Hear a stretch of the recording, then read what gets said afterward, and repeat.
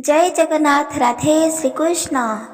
ब्रह्म मुहूर्तर उठी शଯ୍यारे शयन करी एही मंत्र को केवल 3 थर कही दियंतु। एही मंत्र रे भरिपूर्ण प्रत्येक देवी देवतांकर आशीर्वाद भरिपूर्ण रहिछि। सेथिपाई एही मंत्र को हाथ छड़ा केबे भी करंतु नहीं।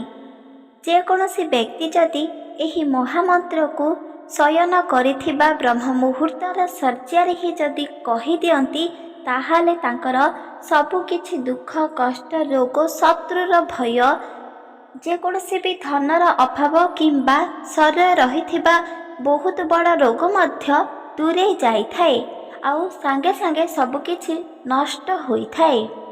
ब्रह्मा पुराण रे उल्लेखित रहिछि एही सुंदर तत्व जहाँकि प्रत्येक मनुष्य माने करिबा पाई बाध्यता अटे।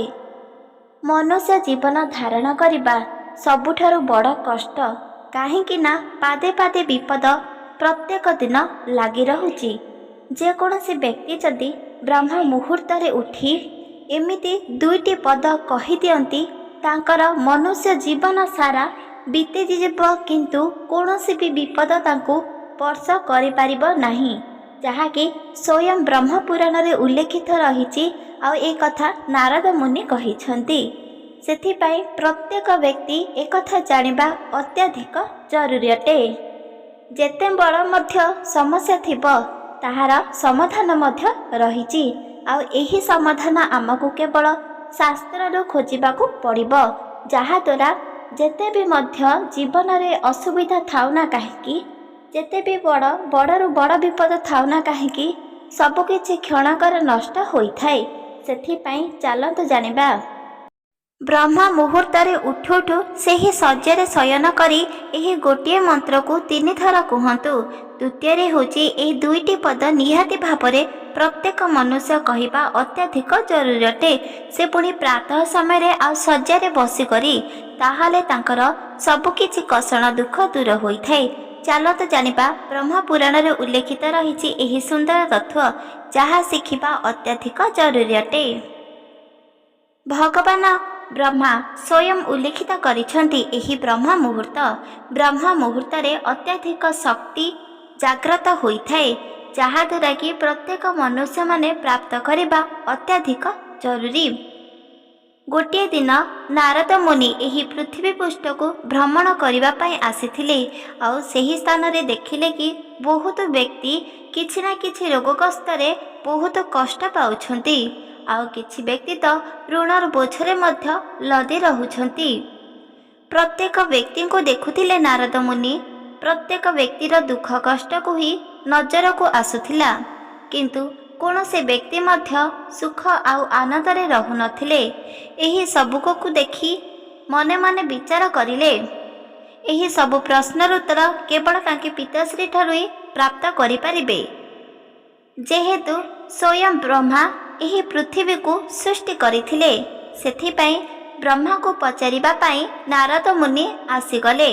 आउ भगवान ब्रह्मा को पाखको आसी तांको प्रणाम करिले। भगवान ब्रह्मा नारद मुनि तांको पाखरे थिबा जोगु बहुत खुशी आ संतुष्ट हेले। सेही समय रे नारद मुनि भगवान ब्रह्मा को कहिले, मु गोटे संदेश नहीं आसीची। आउ एही संदेश रे केवल मोरी प्रश्न ही रहिची। हे पिताश्री, दयाकरी एही संदेश रो मोर जहाँ भी किछि प्रश्न रहिची एहार उत्तर मध्य मते दियंतु। एहार उत्तर सुनिबा द्वारा मु बहुत संतुष्ट हेबी। मनरे रहिथिबा कोह मध्य दूरे जीव। नारद मुनिकर कथा सुनी भगवान ब्रह्मा कहिले, तुमर जहाँ भी किछि प्रश्न रहिछि मो आखरे निसंतोषरे प्रत्येक कथा कहि पारिबो। एहार उत्तर मध्य मु तुमको निश्चित भावरे देबी। भगवान ब्रह्माकर कथा सुनी नारद मुनि बहुत खुशी हेले। तांको मनर प्रश्न रहिछि जहाँ भी किछि आनिछन्ति सब किछि ब्रह्मा को कहिले। तुमर एही सुंदर पृथ्वी को भ्रमण करिबा पाई मु जाइथिली मृत्यु लोकଙ୍କ पाखरे। मने मने भाबिथिली कि एही मृत्यु लोकरे बहुत व्यक्ति बहुत खुशी आ आनंद रे रहिथिबे, कौनसी व्यक्ति मध्य दुख कष्ट रे नथिबे। କାହିଁକି ନା ଏହି ସୁନ୍ଦର ପରିବେଶ ଯେହେତୁ ଅତ୍ୟଧିକ ସୁନ୍ଦର ଆଉ ଏହି ସୁନ୍ଦର ମୋହରେ ମୁଁ ମଧ୍ୟ ବାନ୍ଧି ରହୁଛି, ତାହେଲେ କାହିଁକି ଏହି ପ୍ରତ୍ୟେକ ମନୁଷ୍ୟ ରହିପାରିବେ ନାହିଁ ଖୁସିରେ। କିନ୍ତୁ ଅର୍ଥାତ୍ ଯେତେବେଳେ ମୁଁ ଏହି ମୃତ୍ୟୁ ଲୋକଙ୍କର ଭ୍ରମଣ କରିବା ପାଇଁ ଗଲି, ସେହି ସମୟରେ ଦେଖିଲି କୌଣସି ବି ବ୍ୟକ୍ତି ବହୁତ ଖୁସି ଆଉ ଆନନ୍ଦରେ ନାହାନ୍ତି। ଦେଖିବାକୁ ଗଲେ କିଛି ବ୍ୟକ୍ତି ତ ବହୁତ ଦୁଃଖ କଷ୍ଟ ପାଉଛି, ଆଉ କିଛି ବ୍ୟକ୍ତି ତ ପ୍ରତ୍ୟେକ କ୍ଷଣ କ୍ରନ୍ଦନ କରୁଛି। ସେତେବେଳେ ଭଗବାନ ବ୍ରହ୍ମା ନାରଦ ମୁନିକୁ କହିଲେ, ଏହି ପୃଥିବୀ ତ ଅତ୍ୟଧିକ ସୁନ୍ଦର, ଯାହା ବି କିଛି ପ୍ରାପ୍ତ କରିବାକୁ ଚାହିଁବ ସବୁକିଛି ଆପେ ଆପେ ପ୍ରାପ୍ତ ହୋଇପାରିବ, ତଥାପି ଲୋକମାନେ କାହିଁକି ମନ ଦୁଃଖରେ ରହିଛନ୍ତି ପୁତ୍ର? ନାରଦ ମୁନି ଭଗବାନ ବ୍ରହ୍ମାକୁ କହିଲେ, ହେ ପିତାମହ, ଯେତେବେଳେ ଏହି ପୃଥିବୀପୁରକୁ ମୁଁ ଭ୍ରମଣ କରିବା ପାଇଁ ଗମନ କରିଥିଲି, ସେହି ସ୍ଥାନରେ ଦେଖିଲି କିଛି ବ୍ୟକ୍ତି ରୋଗଗ୍ରସ୍ତ ହୋଇଛନ୍ତି, ଆଉ ତାଙ୍କର ରୋଗର ପୀଡ଼ାକୁ ମଧ୍ୟ ତାଙ୍କେ ସହ୍ୟ କରିପାରୁନାହାନ୍ତି, ଆଉ ବହୁତ କଷ୍ଟ ମଧ୍ୟ ଯନ୍ତ୍ରଣା ପାଉଛନ୍ତି। ଆଉ କିଛି ବ୍ୟକ୍ତିଙ୍କୁ ଦେଖିଲି ସେମାନେ ଧନକୁ ସମ୍ପତ୍ତିକୁ ନେଇ ବହୁତ ଚିନ୍ତିତ ରହୁଛନ୍ତି, ଋଣର ବୋଝ ମଧ୍ୟ ଲଦି ରହିଛି, ସେଥିପାଇଁ ତାଙ୍କେ ଜୀବନ ପ୍ରାପ୍ତ କରି ମଧ୍ୟ ବହୁତ ଦୁଃଖ ଆଉ ଯନ୍ତ୍ରଣା ପାଉଛନ୍ତି। ଆଉ କିଛି ବ୍ୟକ୍ତି ଦେଖିଲି ସେମାନେ ବହୁତ ଦୁଃଖ କଷ୍ଟରେ ରହୁଛନ୍ତି, ଏହାର କାରଣ ହେଉଛି ପାଦେ ପାଦେ ବିପଦ ବୋଲି ସେମାନେ କହୁଛନ୍ତି। ମନୁଷ୍ୟ ଜୀବନ ବହୁତ କଷ୍ଟଦାୟିତ। ଏ ଜୀବନରେ ପଶୁ ପକ୍ଷୀ ହିଂସ୍ରଜନ୍ତୁ ସବୁଠାରୁ ଅଲଗା ହୋଇଥାଏ। କିଏ କହିଥିଲା ଏହି ମନୁଷ୍ୟ ଜୀବନ ସବୁଠାରୁ ସୁନ୍ଦର ଅଟେ, ଉତ୍ତମ ଅଟେ? ବର୍ଷ ବର୍ଷ ଧରି ଯେକୌଣସି ଦୁଃଖ କଷ୍ଟ ଜନ୍ମ ନେଲା ପରେ ଏହି ସୁନ୍ଦର ମନୁଷ୍ୟ ଜୀବନ ପ୍ରାପ୍ତ ହୋଇଥାଏ, କିନ୍ତୁ ଏହା ଏକ ମିଥ୍ୟା। ଯେତେବେଳେ ଏହି ପୃଥିବୀ ପୃଷ୍ଠକୁ ଭ୍ରମଣ କରିବା ପାଇଁ ମୁଁ ଗମନ କରିଥିଲି, ସେଠାରେ କିଛି ବ୍ୟକ୍ତି ତ ମୋତେ ଆସି ନିଜେ କହିଲେ କି ମନୁଷ୍ୟ ଜୀବନ ସବୁଠାରୁ କଷ୍ଟ ଜୀବନ। ଯେତେବେଳେ ମଧ୍ୟ ଆମେ ଜନ୍ମିତ ନେବୁ, କେବେ ବି ମନୁଷ୍ୟ ଜୀବନ ନେବୁ ନାହିଁ। ହେ ପିତାଶ୍ରୀ, କାହିଁକି ଆପଣଙ୍କର ଏହି ସୁନ୍ଦର ପୃଥିବୀରେ ବସବାସ କରୁଥିବା ମନୁଷ୍ୟମାନେ ନିଜକୁ ତୁଚ୍ଛ ମାନୁଛନ୍ତି, ଆଉ ଏଠାରେ ଜନ୍ମ କେବେ ବି ନ ନେବା ପାଇଁ ମଧ୍ୟ ମନେ ମନେ ନିଷ୍ପତ୍ତି ନେଇଛନ୍ତି? ଏହାର ବିପଦରୁ ତାଙ୍କୁ ଉଦ୍ଧାରର କୌଣସି ବି ଉପାୟ ହେଉନାହିଁ।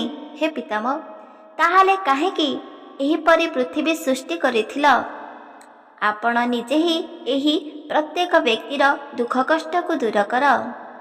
ନାରଦ ମୁନିଙ୍କର କଥା ଶୁଣି ଭଗବାନ ବ୍ରହ୍ମା ମଧ୍ୟ ଚିନ୍ତିତ ହୋଇପଡ଼ିଲେ।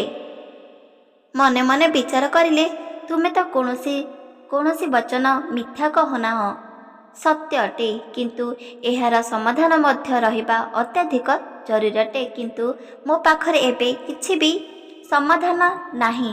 ସେହି କାରଣରୁ ମୁଁ ବିଷ୍ଣୁ ଆଉ ଭଗବାନ ମହେଶ୍ୱରକୁ ଏଠାକୁ ଉପସ୍ଥିତ ହେବା ପାଇଁ ନିହାତି ଭାବରେ କହିବି, ଆଉ ତାଙ୍କୁ ଏ ବିଷୟରେ ମଧ୍ୟ କହିବି ବା ସୂଚନା ଦେବି। ତାଙ୍କେ ନିହାତି ଭାବରେ ଏହି ସମାଧାନ ବାହାର କରିପାରିବେ। ନାରଦ ମୁନି ସାଙ୍ଗେ ସାଙ୍ଗେ ଯାଇ ଖବର ପଠାଇଲେ, ଆଉ ତାଙ୍କ ଖବର ଶୁଣି ଭଗବାନ ମହେଶ୍ୱର ଆଉ ଭଗବାନ ବିଷ୍ଣୁ ମଧ୍ୟ ଆସି ଭଗବାନ ବ୍ରହ୍ମା ପାଖରେ ଉପସ୍ଥିତ ହେଲେ, ଆଉ ସବୁକିଛି ସମାଧାନ ମଧ୍ୟ କରିବେ ବୋଲି କହିଲେ। କାହିଁକି ନା ଭଗବାନ ବ୍ରହ୍ମା ମହେଶ୍ୱରକୁ ଆଉ ବିଷ୍ଣୁଙ୍କୁ ଏସବୁ ବିଷୟରେ କହିଥିଲେ। ସେହି ସମୟରେ ବିଚାର କରାଗଲା କିପରି ମନୁଷ୍ୟମାନଙ୍କର ଦୁଃଖ କଷ୍ଟକୁ ଦୂର କରାଯିବ, ଦେହରେ ଥିବା ଯେକୌଣସି ରୋଗର ପୀଡ଼ାକୁ ମଧ୍ୟ ଅନ୍ତ କରାଯିବ, ସବୁକିଛି ବିପଦ ମଧ୍ୟ ଦୂର କରାଯିବ, ଏମିତି ଭାବି ଚିନ୍ତିତ ରହୁଥିଲେ। ସ୍ୱୟଂ ସେଠାରେ ଉପସ୍ଥିତ ହୋଇଥିବା ନାରଦ ମୁନି ମଧ୍ୟ ବହୁତ ଜ୍ଞାନୀ ଥିଲେ, ଆଉ ତାଙ୍କେ ଜ୍ଞାନ ବଳରେ ଭଗବାନ ବ୍ରହ୍ମାକୁ କହିଲେ, ହେ ପିତାଶ୍ରୀ, ଆପଣ ଯଦି ନିଜେ ହିଁ ଇଚ୍ଛିତ କରିବ, ତାହେଲେ ମନୁଷ୍ୟମାନଙ୍କର ସବୁକିଛି ଦୁଃଖ କଷ୍ଟ ଦୂର କରିପାରିବ। ଯେହେତୁ ମନୁଷ୍ୟମାନେ ପ୍ରତ୍ୟେକ କ୍ଷଣ ଯେକୌଣସି କାର୍ଯ୍ୟ କରୁଛନ୍ତି, କୌଣସି ବିପଦକୁ ଭୟଭୀତ କରୁନାହାନ୍ତି, ତଥାପି ସେହି ବିପଦ ତାକୁ ଗ୍ରାସ କରୁଛି। ସେଥିପାଇଁ ଏହି ପୃଥିବୀକୁ ତୁମେ ହିଁ ସୃଷ୍ଟି କରିଛ, ଆଉ ଏହାର ବିପଦ ମଧ୍ୟ ତୁମକୁ ଅନ୍ତ କରିବାର ଅଛି। ଆଉ ଏହି ପୃଥିବୀର ବସବାସ କରୁଥିବା ମନୁଷ୍ୟମାନଙ୍କୁ ଉଦ୍ଧାର ମଧ୍ୟ କରିବାର ଅଛି। ଏହି କଥା ଶୁଣି ଭଗବାନ ବ୍ରହ୍ମା ଆଉ ମହେଶ୍ୱର ଭଗବାନ ବିଷ୍ଣୁଙ୍କୁ ଏକଥା ସୂଚନା ଦେଲେ କି ଆମେ ଯଦି ଏକତ୍ରିତ ହୋଇ 3 ଜଣ ବିଚାର କରିବା ଏହି ମନୁଷ୍ୟମାନଙ୍କର ସବୁକିଛି ଦୁଃଖକୁ ଦୂର କରାଯିବ, ତାହେଲେ କାହିଁକି ନା ଆମେ ସମସ୍ତଙ୍କର କଷଣକୁ ଦୂର କରିଯିବା। ସେହି ସମୟରେ ଭଗବାନ ବ୍ରହ୍ମା ହେଉଛନ୍ତି ସ୍ୱୟଂ ଏହି ସୃଷ୍ଟିକର୍ତ୍ତା। ବ୍ରହ୍ମ ମୁହୂର୍ତ୍ତ ରଖାଗଲା। ଯେକୌଣସି ବ୍ୟକ୍ତି ଯଦି ବ୍ରହ୍ମ ମୁହୂର୍ତ୍ତରେ ଶଯ୍ୟାରୁ ସର୍ବଶ୍ରେଷ୍ଠ ଶୟନରୁ ଜାଗ୍ରତ ହୁଅନ୍ତି ଆଉ ଯେକୌଣସି ଦେବୀ ଦେବତାଙ୍କୁ ପ୍ରାର୍ଥନା କରନ୍ତି ତାହେଲେ ତାଙ୍କର ମଙ୍ଗଳ ହୋଇଥାଏ। ଯଦି ଠିକ୍ ସେପରିକା ବ୍ରହ୍ମ ମୁହୂର୍ତ୍ତରୁ ଉଠି କେବଳ ଗୋଟିଏ ମନ୍ତ୍ରକୁ ଯଦି କୌଣସି ବ୍ୟକ୍ତି 3 ଥର କେବଳ ମାତ୍ର କହିଦିଅନ୍ତି ତାହେଲେ ସାଙ୍ଗେ ସାଙ୍ଗେ ଯେକୌଣସି ବିପଦରୁ ତାଙ୍କର ଅନ୍ତ ଘଟିପାରିବ। ଦୁଃଖ କଷ୍ଟ ରୋଗ ସମସ୍ୟା ସବୁକିଛି ଦୂରେଇ ଯାଇପାରିବ। ସେଥିପାଇଁ ତ ଏହି ସବୁ କଥାକୁ ରଖି ନାରଦ ମୁନି ମଧ୍ୟ ସେଠାରେ ଉପସ୍ଥିତ ହୋଇ ସବୁ କଥା ଶୁଣୁଥିଲେ। ସେହି ସମୟରେ ମହେଶ୍ୱର କହିଲେ କି ଏହି ବ୍ରହ୍ମ ମୁହୂର୍ତ୍ତର ଅର୍ଥ କ'ଣ, ଆମେ ଏହା ତ ମନୁଷ୍ୟମାନଙ୍କୁ ଜଣାଇବାକୁ ପଡ଼ିବ। ନାରଦ ମୁନି କହିଲେ କି ବ୍ରହ୍ମ ହେଉଛି ଭଗବାନ ବ୍ରହ୍ମା, ମୁହୂର୍ତ୍ତ ହେଉଛି ସମୟ। ବ୍ରହ୍ମ ମୁହୂର୍ତ୍ତ ସମୟ ହେଉଛି ଅର୍ଥାତ୍ ଭଗବାନ ବ୍ରହ୍ମାଙ୍କର ସମୟ ହେଉଛି କେବଳ ପ୍ରାତଃ ସମୟର। ପ୍ରାତଃ ସମୟରେ କେବଳ ଭଗବାନ ବ୍ରହ୍ମା ହିଁ ବାସ କରନ୍ତି ଆଉ ପ୍ରତ୍ୟେକ ମନୁଷ୍ୟଙ୍କୁ ଆଶୀର୍ବାଦ ଦେବା ପାଇଁ ତାଙ୍କେ ପ୍ରତ୍ୟେକ କ୍ଷଣ ଯାଇ ସାହାଯ୍ୟ ମଧ୍ୟ କରିପାରିବେ। ଏସବୁ କଥା ଶୁଣି ମହେଶ୍ୱର ଆଉ ଭଗବାନ ବିଷ୍ଣୁ ବହୁତ ଖୁସି ହୋଇଗଲେ ଆଉ ଭଗବାନ ବ୍ରହ୍ମାକୁ ଏହିସବୁ ଦାୟିତ୍ୱ ମଧ୍ୟ ଦିଆଗଲା। ସେଥିପାଇଁ ତ କୁହାଯାଉଛି ବ୍ରହ୍ମ ମୁହୂର୍ତ୍ତ। ବ୍ରହ୍ମ ମୁହୂର୍ତ୍ତର ସମୟ ହେଉଛି ଭଗବାନ ବ୍ରହ୍ମାଙ୍କର ସମୟ ଆଉ ସେହି ସମୟକୁ ବ୍ରହ୍ମ ମୁହୂର୍ତ୍ତ କୁହାଯାଏ। ଆଉ ସେହି ସମୟ ହେଉଛି 3ଟାରୁ 5ଟା ଭିତରେ। 3ଟାରୁ ଯଦି 5ଟା ଭିତରେ ଆପଣଙ୍କର ନିଦ୍ରା ଭଙ୍ଗନ ହେଉଛି ତାହେଲେ ଶଯ୍ୟା ଉପରେ ହିଁ ବସି ଆପଣ ନିହାତି ଭାବରେ ଏହି ମନ୍ତ୍ରକୁ ଜପ କରନ୍ତୁ। ସେ ପୁଣି 3 ଥର। ଦେଖିବେ ଆପଣଙ୍କର ସବୁକିଛି ଦୁଃଖ କଷ୍ଟ ଦୂରେଇ ଯିବ। ସ୍ୱୟଂ ଭଗବାନ ବ୍ରହ୍ମା କହିଲେ ଯେହେତୁ ଏହି ବ୍ରହ୍ମ ମୁହୂର୍ତ୍ତ ସମୟ ହେଉଛି ମୋର, କିନ୍ତୁ ଏହି ଭିତରେ ଆମେ ମା ଲକ୍ଷ୍ମୀକୁ ମଧ୍ୟ ରଖିବା। ମା ଲକ୍ଷ୍ମୀଙ୍କର ଅତ୍ୟନ୍ତ ପ୍ରିୟ ମନ୍ତ୍ରକୁ ମଧ୍ୟ ଏହି ସ୍ଥାନ ତାରିଖ ଦେବା, ଯାହାଦ୍ୱାରା କି ପ୍ରତ୍ୟେକ ମନୁଷ୍ୟଙ୍କର ଦୁଃଖ କଷ୍ଟ ଦୂରେଇଯିବ, ଧନ ସମ୍ପତ୍ତି ମଧ୍ୟ ପ୍ରାପ୍ତ ହୋଇପାରିବ, ଋଣର ବୋଝ ମଧ୍ୟ କମିଯିବ। ଏହି ଦୁନିଆରେ ପ୍ରତ୍ୟେକ ମନୁଷ୍ୟର ଅଧା ଚିନ୍ତା ବା ଅଧା ଦୁଃଖ କଷ୍ଟ ହେଉଛି ଏହି ଧନ। ସେଥିପାଇଁ ଏହି ମୁହୂର୍ତ୍ତରେ ମା ଲକ୍ଷ୍ମୀଙ୍କର ଅତ୍ୟନ୍ତ ପ୍ରିୟ ମନ୍ତ୍ରକୁ ରଖିବା। ତାଦ୍ୱାରା ପ୍ରତ୍ୟେକ ମନୁଷ୍ୟ ଏହି ମନ୍ତ୍ରକୁ ଜପ କରି ତାଙ୍କର ସକଳର କାମନା ମଧ୍ୟ କରିପାରିବେ ଆଉ ସବୁକିଛି ବିପଦ ମଧ୍ୟ ଅନ୍ତ କରିପାରିବେ। ପ୍ରତ୍ୟେକ ଏହି ଭଗବାନ ବ୍ରହ୍ମାଙ୍କର କଥା ଶୁଣି ବହୁତ ସନ୍ତୁଷ୍ଟ ହେଲେ ଆଉ ଲକ୍ଷ୍ମୀ ମାଙ୍କର ଅତ୍ୟନ୍ତ ପ୍ରିୟ ଏହି ମନ୍ତ୍ରକୁ ମଧ୍ୟ ବୋଲିବା ପାଇଁ ଆଶୀର୍ବାଦ ପ୍ରଦାନ କରିଲେ। ଆଉ ସେହି ମନ୍ତ୍ରକୁ ନିହାତି ଭାବରେ ମନେ ରଖନ୍ତୁ। ଯେତେବେଳେ ଆପଣଙ୍କର ନିଦ୍ରା ଭଙ୍ଗନ ହେବ ପ୍ରାତଃ ସମୟରେ ବା ଯେକୌଣସି ସମୟରେ ମଧ୍ୟ, ସେ ପୁଣି ପ୍ରାତଃ ସମୟ ହୋଇଥିବା ଆବଶ୍ୟକତା। ସେହି ସମୟରେ ଯଦି ଆପଣଙ୍କର ନିଦ୍ରା ଭଙ୍ଗନ ହେଉଛି ସେହି ଶଯ୍ୟାରେ ହିଁ ଶୟନ କରି ବା ଏହି ମନ୍ତ୍ରକୁ ପ୍ରାତଃ ସମୟରୁ ଶଯ୍ୟାରେ ବସିକରି ହିଁ 3 ଥର କୁହନ୍ତୁ। ଏହି ମନ୍ତ୍ରକୁ ନିହାତି ଭାବରେ ମନେ ରଖନ୍ତୁ। ଏହି ମନ୍ତ୍ର ହେଉଛି ମା ଲକ୍ଷ୍ମୀଙ୍କର ଅତ୍ୟନ୍ତ ପ୍ରିୟ ମନ୍ତ୍ର। ଓଁ ମହାଲକ୍ଷ୍ମୀ ବିଦ୍ମହେ ହରିପ୍ରିୟାୟ ଧୀମହି ତନ୍ନଃ ଲକ୍ଷ୍ମୀ ପ୍ରଚୋଦୟାତ୍। ଏହି ମନ୍ତ୍ରକୁ 3 ଥର ଶଯ୍ୟାରେ ବସିକରି କିମ୍ବା ଶୟନ କରି କୁହନ୍ତୁ। ତାପରେ ଆପଣ ଉଠି ପଡ଼ନ୍ତୁ। ଦେଖନ୍ତୁ ଦିନ ଭିତରେ ଆପଣଙ୍କର ସବୁକିଛି ଦୁଃଖ କଷ୍ଟ ଦୂରେଇ ଯିବ। ଯେତେବେ ମଧ୍ୟ ବଡ଼ରୁ ବଡ଼ ବିପଦ ମାଡ଼ି ଆସିଥିବ ସବୁକିଛିର ଅନ୍ତ ଘଟିବ। ପ୍ରତ୍ୟେକ ଦେବୀ ଦେବତାଙ୍କର ଆଶୀର୍ବାଦ ମଧ୍ୟ ପ୍ରାପ୍ତ ହୋଇପାରିବ। କାହିଁକି ନା ମା ଲକ୍ଷ୍ମୀଙ୍କର ଅତ୍ୟନ୍ତ ପ୍ରିୟ ହେଉଛି ଏହି ମନ୍ତ୍ର। ଏହି ମନ୍ତ୍ର ଯେକୌଣସି ବ୍ୟକ୍ତି ମଧ୍ୟ ନିଜ ମୁଖରେ ବୋଲିବ, ସାଙ୍ଗେ ସାଙ୍ଗେ ତାଙ୍କର ଧନର ଅଭାବ ଦୂରେଇ ଯିବ, ଅଲକ୍ଷ୍ମୀ ମଧ୍ୟ ଦୂରେଇ ଯିବ। ମା ଲକ୍ଷ୍ମୀ ସେହି ଘରକୁ ଆସି ସ୍ଥାନାନ୍ତରିକ ଭାବରେ ସ୍ଥାୟୀ ଭାବରେ ରହିପାରିବେ, ଆଉ ଆଶୀର୍ବାଦ ମଧ୍ୟ ପ୍ରଦାନ କରିପାରିବେ। ମନେ ରଖନ୍ତୁ ଏହି ମହାମନ୍ତ୍ର। ଏହି ମହାମନ୍ତ୍ରକୁ କେବେ ବି ଆପଣ ଭୁଲନ୍ତୁ ନାହିଁ, କାହିଁକି ନା ବ୍ରହ୍ମ ମୁହୂର୍ତ୍ତର ଏହି ମନ୍ତ୍ର ଆପଣଙ୍କୁ କୋଟିପତି ମଧ୍ୟ କରିପାରିବ। ଯଦି ଆପଣ ଋଣର ବୋଝ ମଧ୍ୟ ଲଦି ରହିଛି, ସବୁଠାରେ ଏହି ଋଣର ବୋଝ ଦୂରେଇ ଯିବ, ଆଶୀର୍ବାଦ ମଧ୍ୟ ପ୍ରଦାନ ହୋଇପାରିବ। ଏବେ ଚାଲନ୍ତୁ ଜାଣିବା, ବ୍ରହ୍ମ ମୁହୂର୍ତ୍ତରୁ ଉଠି ଆପଣମାନେ କେଉଁ ଦୁଇଟି ଶବ୍ଦ କହିବେ। ଏହି ଦୁଇଟି ଶବ୍ଦ ହେଉଛି ବ୍ରହ୍ମା ବିଷ୍ଣୁ ମହେଶ୍ୱରଙ୍କର ଅତ୍ୟନ୍ତ ପ୍ରିୟ। ଏହି ଦୁଇଟି କଥା କେବଳ ତାଳପତ୍ରରେ ଉଲ୍ଲେଖିତ ରହିଛି, ସେ ପୁଣି ବ୍ରହ୍ମ ମୁହୂର୍ତ୍ତରେ ମଧ୍ୟ। ଯେମିତିକି ପ୍ରତ୍ୟେକ ବ୍ୟକ୍ତି ଏହାକୁ ଜାଣିବା ଅତ୍ୟଧିକ ଜରୁରୀ ଅଟେ। ଭଗବାନ ବ୍ରହ୍ମା ସ୍ୱୟଂ ଉଲ୍ଲେଖିତ କରିଛନ୍ତି ଏହି ବ୍ରହ୍ମ ପୁରାଣରେ, ଯେକୌଣସି ବ୍ୟକ୍ତି ଏହି ଦୁଇଟି ଶବ୍ଦ ଯଦି ବ୍ରହ୍ମ ମୁହୂର୍ତ୍ତରୁ ଶଯ୍ୟାରୁ ସ୍ଥାୟୀ ଭାବରେ କହିଥାନ୍ତି, ତାହେଲେ ତାଙ୍କର ସବୁକିଛି ଦୁଃଖ କଷ୍ଟ ଦୂର ହୋଇଥାଏ। ଚାଲନ୍ତୁ ଜାଣିବା। କୁହାଯାଉଛି କି ବ୍ରହ୍ମ ମୁହୂର୍ତ୍ତ ଏକ ଏମିତିକା ସମୟ ଯେଉଁ ସମୟରେ ଯାହା ବି କିଛି ଆପଣ କରିବେ ସବୁକିଛିର ପ୍ରାପ୍ତ ହୋଇପାରିବ। ସେହି ସମୟରେ ଆପଣ କୌଣସି ମନ୍ତ୍ର କିମ୍ବା କୌଣସି ପାଠ କି କୌଣସି ପୁରାଣକୁ ମଧ୍ୟ ପାଠ କରିବେ, ତାହା ଆପଣଙ୍କର ସବୁଦିନ ପାଇଁ ମନେ ରହିପାରିବ। ସେହି ବ୍ରହ୍ମ ମୁହୂର୍ତ୍ତରେ ପ୍ରତ୍ୟେକ ବ୍ୟକ୍ତିଙ୍କୁ ଯଦି ଆପଣ ମଙ୍ଗଳ ଚିନ୍ତା କରିବ, ତାହେଲେ ଆପଣଙ୍କର ମଧ୍ୟ ବହୁତ କିଛି ମଙ୍ଗଳ ହେବ। ସେହି ସମୟରେ କାହାକୁ ମଧ୍ୟ ହିଂସା, ଗର୍ବ, ମୋହ, ଅହଙ୍କାର କରନ୍ତୁ ନାହିଁ। ବ୍ରହ୍ମ ମୁହୂର୍ତ୍ତରେ କେବଳ ଭଗବାନଙ୍କୁ ଆପଣ ଯଦି ଯେକୌଣସି ବ୍ୟକ୍ତିଙ୍କର ମଙ୍ଗଳ ଚିନ୍ତା କରିବ, ତାହେଲେ ଆପଣଙ୍କର ମଧ୍ୟ ମଙ୍ଗଳ ହେବ। ମନେ ରଖନ୍ତୁ, ଏହି ଦୁନିଆରେ ପ୍ରକୃତରେ ଭଗବାନ ଅଛନ୍ତି। ଯେକୌଣସି ମନୁଷ୍ୟଙ୍କର ଯଦି ସମସ୍ୟା ଦୁଃଖ କଷ୍ଟ ଆସିବ, ତାଙ୍କର ଅନ୍ତ ମଧ୍ୟ ଘଟିବ। ଏସବୁ ସତ୍ୟ ହୋଇଥାଏ। ବ୍ରହ୍ମା ପୁରାଣରେ ଉଲ୍ଲେଖିତ ରହିଛି, ସ୍ୱୟଂ ଭଗବାନ ବ୍ରହ୍ମା ବିଷ୍ଣୁ ମହେଶ୍ୱର ଏହାର ସମାଧାନ କରିଛନ୍ତି।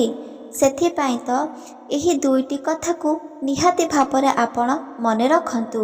ଏ ଦୁଇଟି କଥାକୁ ଚେଷ୍ଟା କରନ୍ତୁ କି ଯେତେବେଳେ ଆପଣ ପ୍ରାତଃ ସମୟରୁ ଶଯ୍ୟାକୁ ତ୍ୟାଗ କରି ଉଠିବେ, ସେହି ସମୟରେ ଏ ଦୁଇଟି ପଦକୁ କୁହନ୍ତୁ।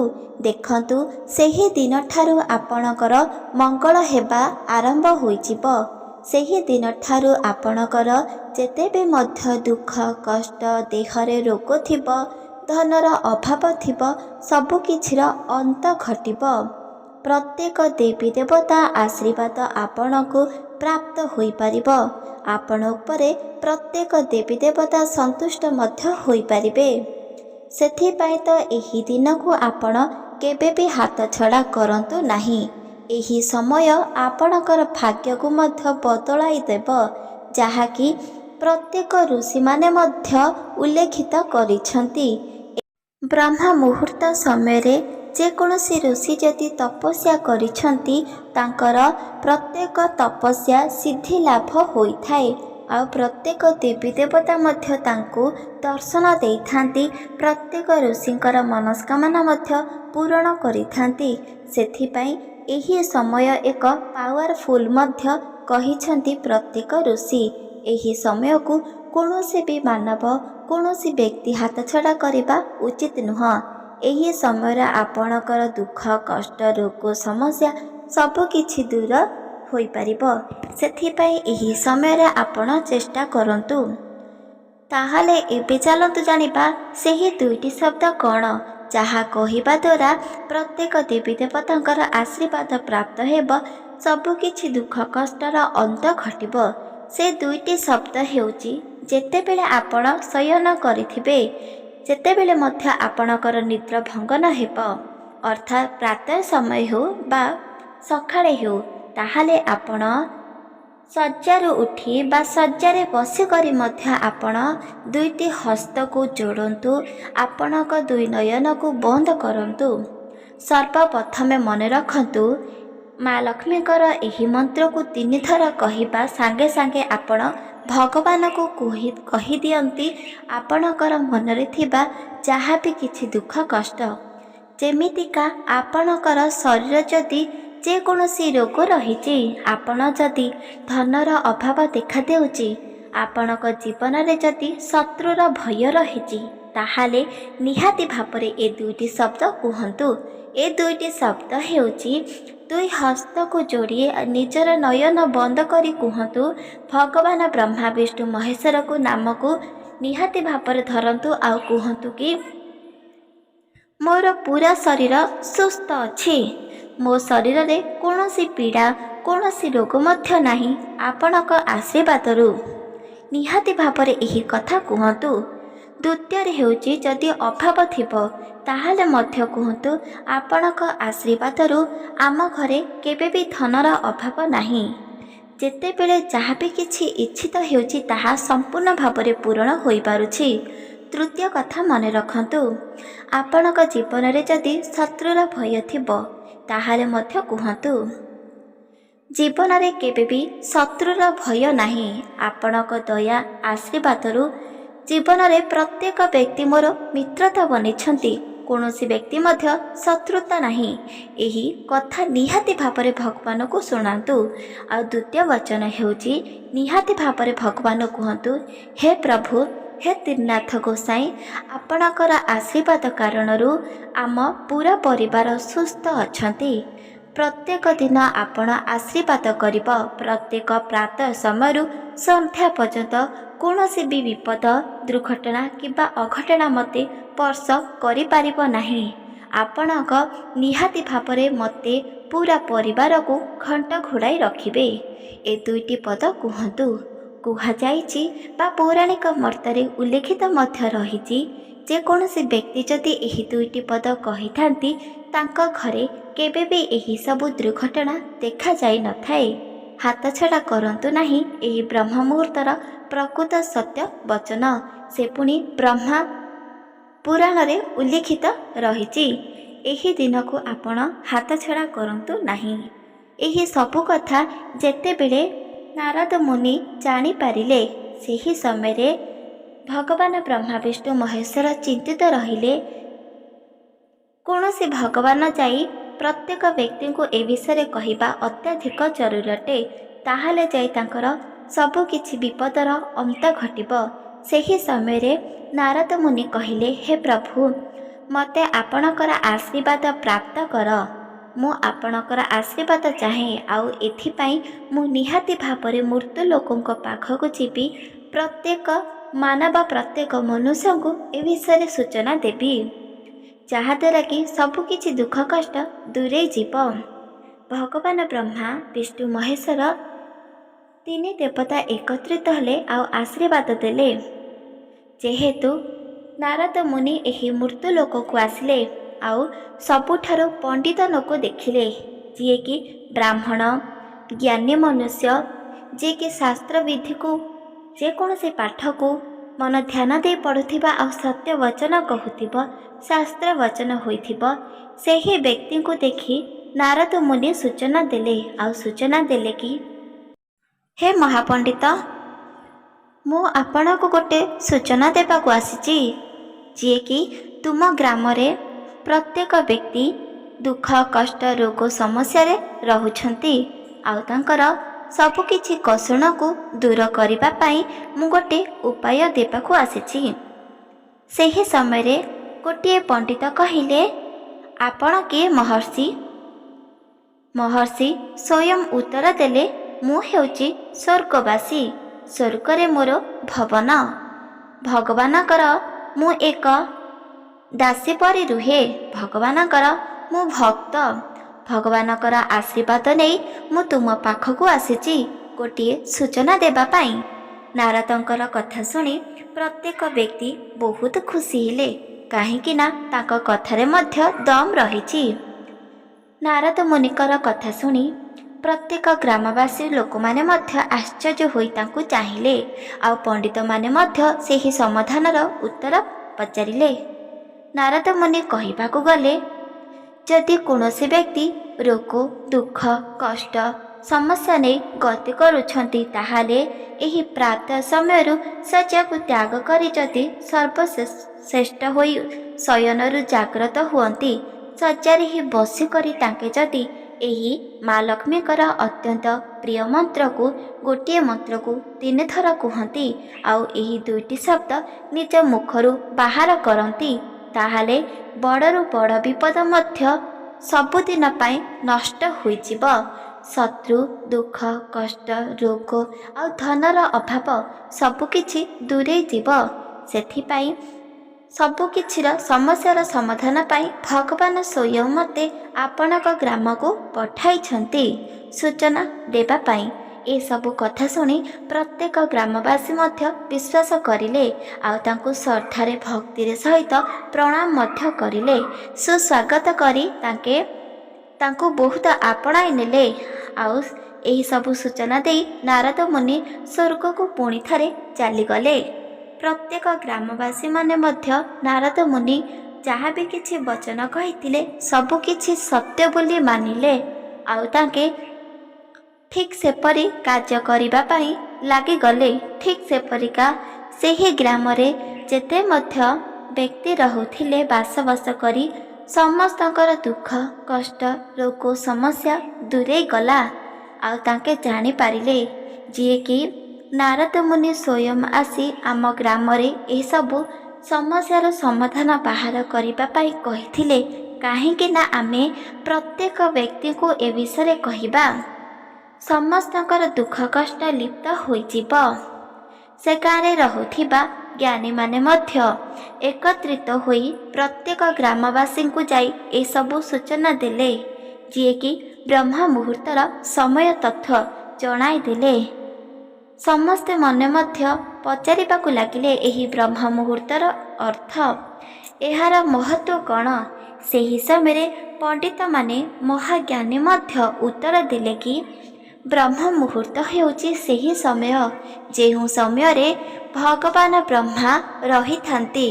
ପ୍ରତ୍ୟେକ ଦେବୀ ଦେବତା ମଧ୍ୟ ଆଶୀର୍ବାଦ କରିବା ପାଇଁ ଇଚ୍ଛିତ କରିଥାନ୍ତି। ସେହି ସମୟରେ ଯଦି କୌଣସି ବ୍ୟକ୍ତି ତାଙ୍କର ମନସ୍କାମନା ସ୍ଥାପନ କରନ୍ତି, ତାହେଲେ ତାଙ୍କର ସବୁକିଛି ମନସ୍କାମନା ପୂରଣ ହୋଇଥାଏ। ଦୁଃଖ କଷ୍ଟ ସବୁକିଛି ଅନ୍ତ ଘଟିଥାଏ। ଠିକ୍ ସେପରିକା ପ୍ରତ୍ୟେକ ମନୁଷ୍ୟ ଏସବୁ କରିବା ଅତ୍ୟଧିକ ଜରୁରୀ ଅଟେ। ଏସବୁ କଥା ଶୁଣି ପ୍ରତ୍ୟେକ ଗ୍ରାମବାସୀ ମଧ୍ୟ ବିଶ୍ୱାସ କରିଲେ ବ୍ରହ୍ମ ମୁହୂର୍ତ୍ତ ହେଉଛି ଭଗବାନ ବ୍ରହ୍ମାଙ୍କର ସମୟ। ଏକଥା ମଧ୍ୟ ଜାଣିପାରିଲେ, କିନ୍ତୁ ଗୋଟିଏ କଥା ବୁଝିପାରିଲେ ନାହିଁ। ଗୋଟିଏ କଥା ହେଉଛି, ଯେହେତୁ ମା ଲକ୍ଷ୍ମୀଙ୍କର ଅତ୍ୟନ୍ତ ପ୍ରିୟ ମନ୍ତ୍ରକୁ 3 ଥର ବୋଲିବା ଦ୍ୱାରା ସବୁକିଛି ମନସ୍କାମନା ପୂରଣ ହୋଇଯାଏ, କିନ୍ତୁ ଏ 2ଟି ଶବ୍ଦର ଅର୍ଥ ପଚାରିବାକୁ ଲାଗିଲେ। ସେହି ସମୟରେ ମହତ ଜ୍ଞାନୀ ବିଦ୍ୱାନ ଲୋକ ମଧ୍ୟ ଉତ୍ତର ଦେଇ କହିଲେ ପ୍ରତ୍ୟେକ ଗ୍ରାମବାସୀଙ୍କୁ, ଏହାର ଉତ୍ତର ହେଉଛି, ଯେକୌଣସି ମାନବ ମନୁଷ୍ୟ ଯାହା ବି କିଛି ପ୍ରତ୍ୟେକ କ୍ଷଣ ଭାବନା କରିବେ, ତାଙ୍କ ଜୀବନରେ ଠିକ୍ ତାହା ହିଁ ଘଟିବ, ଠିକ୍ ସେଇଆ ହିଁ ଅନୁଭବ ହେବ, ଆଉ ଠିକ୍ ସେଇଆ ହିଁ ଜୀବନରେ ଘଟିବ। ଠିକ୍ ସେପରିକା ଯେକୌଣସି ବ୍ୟକ୍ତି ଯଦି ଭଲ ଚିନ୍ତା କରିବ, ତା ଜୀବନରେ ଭଲ ହିଁ ଘଟିବ। ଯେକୌଣସି ବ୍ୟକ୍ତି ଯଦି ତା ଜୀବନକୁ ପ୍ରତ୍ୟେକ କ୍ଷଣ ଖରାପ ମନ୍ଦ ବିଚାର କରିବ, ଠିକ୍ ସେପରିକା ତା ଜୀବନ ମନ୍ଦ ବିଚାର ଆଉ ଖରାପ ହେବ। ସର୍ବଶେଷରେ ତା ଜୀବନ ନଷ୍ଟ ବନିଯିବ। ସେଥିପାଇଁ ସର୍ବଶେଷରେ ନିଜର ଭାବନାକୁ ଭଲ କରିବା, ଉତ୍ତମ ରଖିବା, ଉତ୍ତମ ବିଚାର କରିବା, ତାହେଲେ ଯାଇ ଜୀବନର ସବୁକିଛି ପାହାଚ ଆମେ ଚଢ଼ିପାରିବା, ଆଉ ସବୁକିଛି ବିପଦକୁ ଅନ୍ତ ମଧ୍ୟ କରିପାରିବା। ପ୍ରତ୍ୟେକ ଗ୍ରାମବାସୀମାନେ ସେହି ମହାଜ୍ଞାନୀଙ୍କର କଥା ଶୁଣି ବହୁତ ଖୁସି ହେଲେ, ଆଉ ବହୁତ କିଛି ପ୍ରାପ୍ତ ମଧ୍ୟ ପାଇପାରିଲେ। ଆଉ ସେହି ଦିନ ଠାରୁ ଗୋଟି ଗୋଟି କରି ପ୍ରତ୍ୟେକ ଗ୍ରାମବାସୀ ଲୋକମାନେ ମଧ୍ୟ ଠିକ୍ ଏପରି କରିଲେ। ବ୍ରହ୍ମ ମୁହୂର୍ତ୍ତରୁ ଶଯ୍ୟାରୁ ଉଠିକି ଏହି ମନ୍ତ୍ରକୁ ଜପ କରିବାରେ ଲାଗିଲେ କେବଳ 3 ଥର। ଆଉ କିଛି ବ୍ୟକ୍ତି ତ ସେହି ଶଯ୍ୟାରେ ବସିକରି ହିଁ ମନ୍ତ୍ରକୁ ବୋଲୁଥିଲେ ଆଉ ଜୀବନର ସବୁକିଛି ସମସ୍ୟାକୁ ଭଗବାନ ପାଖରେ ଜଣାଉଥିଲେ। ଧୀରେ ଧୀରେ କରି ପ୍ରତ୍ୟେକ ବ୍ୟକ୍ତିର ଦୁଃଖ କଷ୍ଟ ରୋଗ ସମସ୍ୟା ଦୂର ହୋଇଗଲା ଆଉ ସମସ୍ତଙ୍କର ଭଗବାନଙ୍କର ଆଶୀର୍ବାଦ ମଧ୍ୟ ପ୍ରାପ୍ତ ହୋଇପାରିଲା। ସେଥିପାଇଁ ପ୍ରତ୍ୟେକ ମନୁଷ୍ୟ ମଧ୍ୟ ବହୁତ ଖୁସି ଆଉ ଆନନ୍ଦରେ ରହିଲେ। ସ୍ୱୟଂ ଭଗବାନ ବ୍ରହ୍ମା ନାରଦ ମୁନିକୁ କହିଲେ, ଏଥର କ'ଣ ତୁମେ ବହୁତ ଖୁସି? ତୁମେ ଭ୍ରମଣ କରି ଯାଇଥିବା ଏହି ମତରେ ପ୍ରତ୍ୟେକ ବ୍ୟକ୍ତି ଖୁସିରେ ଅଛନ୍ତି, ତାହେଲେ ମଧ୍ୟ ତୁମେ କ'ଣ ଖୁସି? ସେହି ସମୟରେ ନାରଦ ମୁନି ଭଗବାନ ବ୍ରହ୍ମା ବିଷ୍ଣୁ ମହେଶ୍ୱର ପ୍ରତ୍ୟେକ ଦେବୀ ଦେବତାଙ୍କୁ ପ୍ରଣାମ କରିଲେ ଆଉ କହିଲେ, 3 ଠାକୁର ଥିଲା ପର୍ଯ୍ୟନ୍ତ କୌଣସି ବିପଦ ମଧ୍ୟ ଏହି ପୃଥିବୀରେ ପଶିପାରିବ ନାହିଁ ଆଉ ସବୁକିଛିର ସମସ୍ୟାର ସମାଧାନ ମଧ୍ୟ ରହିଛି। ଏସବୁ ବିଷୟରେ ମଧ୍ୟ କହିଲେ ଆଉ ଆଶୀର୍ବାଦ ଘେନି ତାଙ୍କ ଭୁବନକୁ ଚାଲିଗଲେ। ସତରେ ଏହି ବ୍ରହ୍ମ ମୁହୂର୍ତ୍ତରେ ଶକ୍ତି ଅପାର ହୋଇଥାଏ, ତାହା ଚାହିଁବା ଅତ୍ୟଧିକ ଜରୁରୀ ଅଟେ। ସେଥିପାଇଁ ପ୍ରତ୍ୟେକ ବ୍ୟକ୍ତି ଏହି ମୁହୂର୍ତ୍ତକୁ ହାତଛଡ଼ା କରିବା ଉଚିତ ନୁହଁ। ଆପଣମାନଙ୍କୁ ଏହି ବ୍ରହ୍ମ ମୁହୂର୍ତ୍ତର ସମୟ କିପରି ଲାଗିଲା କମେଣ୍ଟ ମାଧ୍ୟମରେ ନିହାତି ଭାବରେ ଜଣାଇପାରିବେ। ଏହି ବ୍ରହ୍ମା ପୁରାଣରେ ଉଲ୍ଲେଖିତ ଯାହା ବି କିଛି ତଥ୍ୟ ଥିଲା ଆପଣମାନଙ୍କୁ ସତରେ ଯଦି ବହୁତ ଭଲ ଲାଗିଛି ତାହେଲେ ଚ୍ୟାନେଲକୁ ସବସ୍କ୍ରାଇବ୍ କରିଦିଅନ୍ତୁ, ଲାଇକ୍ କରିଦିଅନ୍ତୁ, କମେଣ୍ଟ କରନ୍ତୁ। କିନ୍ତୁ କମେଣ୍ଟରେ ରାଧେ ଶ୍ରୀକୃଷ୍ଣ ଲେଖିବା ବିଲକୁଲ ବି ଭୁଲନ୍ତୁ ନାହିଁ, କାହିଁକି ନା ଆମେ ହେଉଛନ୍ତି ଭଗବାନଙ୍କର ଦାସୀ ଆଉ ଭଗବାନଙ୍କର ପ୍ରତ୍ୟେକ କ୍ଷଣ ଜପତପ କରିବା ଆଉ ତାଙ୍କ ଶାସ୍ତ୍ରରେ ମଧ୍ୟ ସତ୍ୟ ବଚନ କହିବା। ଆପଣମାନେ ଯଦି କମେଣ୍ଟରେ ରାଧେ ଶ୍ରୀକୃଷ୍ଣ ଲେଖିବ ତାହେଲେ ନିଶ୍ଚିତ ଭାବରେ ଆମେ ଜାଣିପାରିବା କି ଆପଣମାନଙ୍କୁ ଏହି ଶାସ୍ତ୍ରୀୟ କଥା ସତ୍ୟ ବୋଲି ଜାଣିଛନ୍ତି ଆଉ ସତ୍ୟ ବୋଲି ସମ୍ମାନ ମଧ୍ୟ ଦେଉଛନ୍ତି, ଯାହା ଭଗବାନଙ୍କର ଆଶୀର୍ବାଦ ମଧ୍ୟ ଆପଣଙ୍କୁ ପ୍ରାପ୍ତ ହୋଇପାରିବ। ରହୁଛି। ଜୟ ଜଗନ୍ନାଥ, ଜୟ ମା ଲକ୍ଷ୍ମୀ, ଜୟ ଶ୍ରୀକୃଷ୍ଣ, ରାଧେ ରାଧେ ରାଧେ ଶ୍ରୀକୃଷ୍ଣ।